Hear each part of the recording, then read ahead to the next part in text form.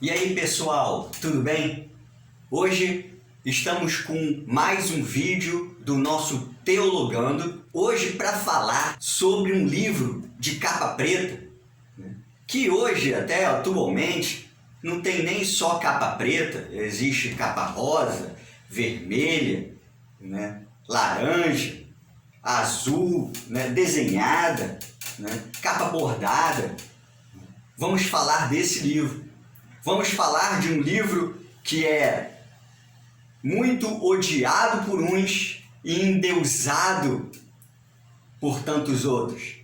Vamos estar falando de um livro que muita gente tem medo de ler, porque se dizem que não compreendem. É um livro que não se compreende, um livro que muitos falam que são só para religiosos. Vamos falar hoje sobre a Bíblia. Beleza? Então se liga aí.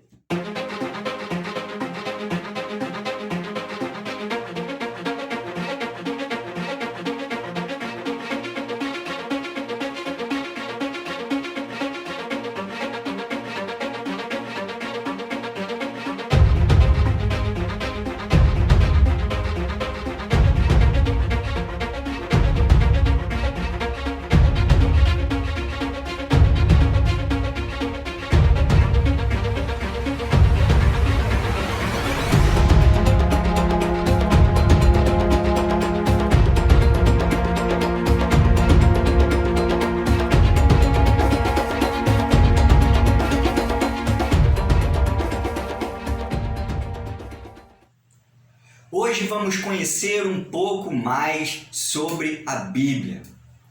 Todo segundo domingo do mês de dezembro é comemorado o Dia da Bíblia.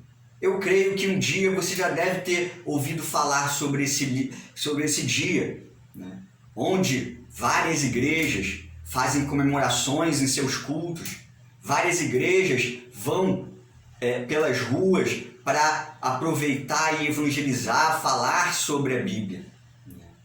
E por isso a gente vai colocar algumas coisas, para nós entendermos um pouco mais a Bíblia, que é a palavra de Deus. E a Bíblia é uma palavra que vem do grego biblos, que significa rolo, livro. É por isso que biblioteca é chamada assim, porque é uma reunião de livros em um lugar. E aí se dá o nome de biblioteca. Mas o incrível é que a Bíblia não é um livro somente. Não é um rolo somente. A Bíblia é um conjunto de escritos judaicos e cristãos. Na Bíblia existem vários livros juntos, vários escritos juntos. E a Bíblia tem algumas peculiaridades, particularidades muito interessantes. Ela não é de um autor apenas. A Bíblia não foi feita por um só autor. Há 49 autores nos escritos bíblicos. Autores de classes sociais muito distintas. Houve reis, sacerdotes, plebeus, pastores, advogados, juízes, homens de todas as classes sociais. Na Bíblia, nesses escritos judaicos e cristãos, há diferentes meios de linguagem, meios de texto. Há crônicas, histórias, há leis, há poesias, cartas, músicas. Isso tudo existe, na Bíblia. E além disso, são escritos que não são da mesma época. Além de não ser de só um autor, são 49. A Bíblia não é um livro, não é um conjunto de livros de uma mesma época. Há milênios de história. Quase 2 milênios de história estão nos escritos bíblicos. Começou lá com Moisés, lá no Êxodo, na sua peregrinação do Egito para a Terra Prometida. e foi terminar com o apóstolo João, no Apocalipse. 1.600 anos de história compreendem esse tempo. Incrível, né? Incrível saber isso da Bíblia, né? E todos os autores, olha só, todos os autores, ao escreverem seus livros, nunca pensaram, e eles não escreveram pensando que o seu livro, o seu escrito, ia estar com outros escritos. Isso é muito interessante, isso é muito legal de se descobrir, porque em muitos escritos da Bíblia, eles se complementam, né? Isso realmente é um milagre, né, que Deus faz com a Bíblia. E, sabendo disso, é legal a gente também entender como era o material que esses autores, judeus e cristãos, tinham na mão. Como era feito o texto bíblico. E naquele tempo, na antiguidade, existiam alguns materiais para se escrever. E os escritos bíblicos foram escritos em argila, pedra, papiro e pergaminho. O papiro, inclusive, já existia em produção de larga escala desde a época de Jó. E Jó viveu numa época antes de Moisés. Olha só, né? O papiro, ele era largamente usado na antiguidade. O pergaminho, ele surgiu depois que um rei Ptolomeu, do Império Ptolomaico, lá entre o ano 205 e 182 a.C., decretou um embargo por causa das suas políticas e disputas comerciais do papiro. Ninguém poderia mais exportar papiro do Egito. E isso fez que as pessoas tentassem criar alternativas. E o rei de Pérgamo criou uma alternativa que era usar peles de antílopes, peles de gado bovino e de gado caprino, os bebês, os bezerros, né? E aí se foi feito pergaminho, né? Com essa falta de papiro, se originou o pergaminho.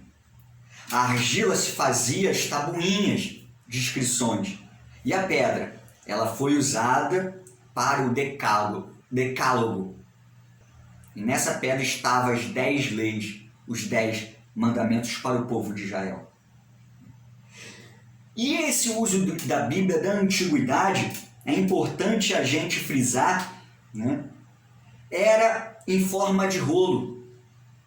O uso do papiro, que era mais comum, era em forma de rolo.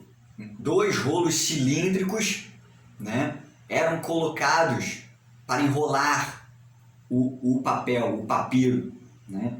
E era até difícil de se ler, né, porque a pessoa ia ter que pegar no lugar guardado aquele papiro com os rolos cilíndricos, era pesado, era difícil, né? E por causa disso, alguns cristãos do século I, cristãos gentios, resolveram criar uma forma diferente de ler as Escrituras. Eles criaram os códices. E o que eram os códices? Era a dobragem de várias folhas de papiro, unindo-as em uma costura.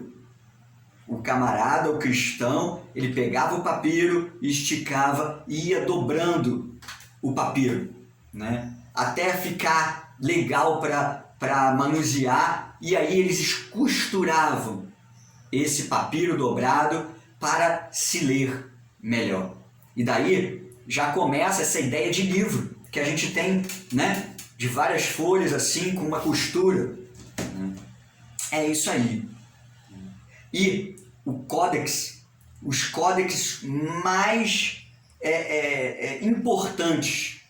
mais importantes são os códices sinaíticos e o Codex Vaticanus. Na verdade, se lê Codex para os códices, né? O Codex Sinaíticos e o Codex Vaticanus, né, existem até hoje e são provas da existência da Bíblia Sagrada, das Escrituras. São provas textuais que as Escrituras elas surgiram, né, e elas existiram. No ano 331 já existia 50 códices da Bíblia, 50 códices da Escritura, 50 papiros que eram dobrados para os escritos judaicos e cristãos. Interessante, né? E tem mais. Muita coisa aconteceu desde o ano 331 até chegar os nossos dias. Se você já leu a Bíblia, você também vai perceber e vai lembrar que a Bíblia que nós conhecemos tem capítulos, que são os números grandes, versículos, que são os números pequenininhos, e subtextos em negrito, que separam, né? Fazem separações em todo o texto bíblico, em todos os escritos bíblicos que a gente conhece. Mas na antiguidade não era assim, né? Na antiguidade eram textos por inteiro, né? Sendo histórias, ou poesias, ou salmos, ou regras como leis, que eram a lei de Israel. Todos eram textos por inteiros. As cartas dos apóstolos eram textos por inteiro, né? E isso só foi mudar lá no século XVI, né? Quando se fizeram traduções, quando se fizeram versões da Bíblia com essa mudança. Para quê?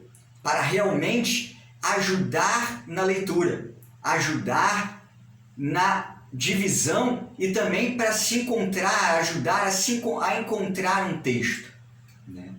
Incrível, né? Olha, saber sobre a Bíblia é muito bom, né? E precisamos estar cientes disso, né? De saber mais sobre a Bíblia. Quer saber? Quer saber o que mais aconteceu, né? A gente vai ver, mas vamos ficar para o próximo vídeo. Na parte 2, vamos descobrir o que aconteceu com esses escritos para chegar até o dia de hoje, onde existe a Bíblia como nós vemos. Beleza? Então, continua conosco, não perca o segundo vídeo. Se você tem alguma dúvida sobre a Bíblia, sobre o surgimento da Bíblia, manda para a gente, né? Que a gente vai tentar responder você já no segundo vídeo, né, sobre a Bíblia. E que Deus possa nos abençoar grandemente. Faça da Bíblia o seu livro de cabeceira, porque ela é a regra de fé e prática para a sua vida cristã, para a sua vida com Deus. Não esqueça de compartilhar esse vídeo, fica ligado com a parte 2, né? Curta esse vídeo, né? E não deixa de seguir também o nosso canal no Instagram, viva.teologia, e se inscreve aqui no canal para receber mais vídeos, inclusive a parte 2, tá? Da história da Bíblia. Que Deus os abençoe, até mais, tchau!